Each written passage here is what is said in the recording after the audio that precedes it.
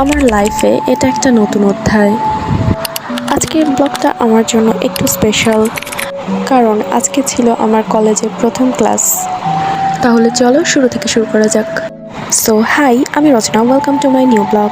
সেদিন খুব সকালে ঘুম থেকে উঠেছিলাম অ্যান্ড সকালের ওয়েদারটা মোটামুটি মেঘলা মেঘলাই ছিল, কিন্তু এই ওয়েদার আমার মুডের মতোই চেঞ্জ হয়ে যায়।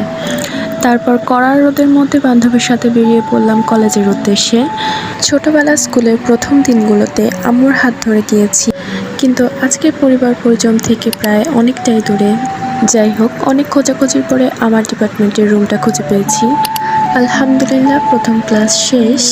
আমরা আমাদের জীবন নিয়ে নানা পরিকল্পনা করে থাকি, আর অপরদিকে আমাদের সৃষ্টিকর্তা পরিকল্পনা করেন যেটা আমাদের জন্য উত্তম।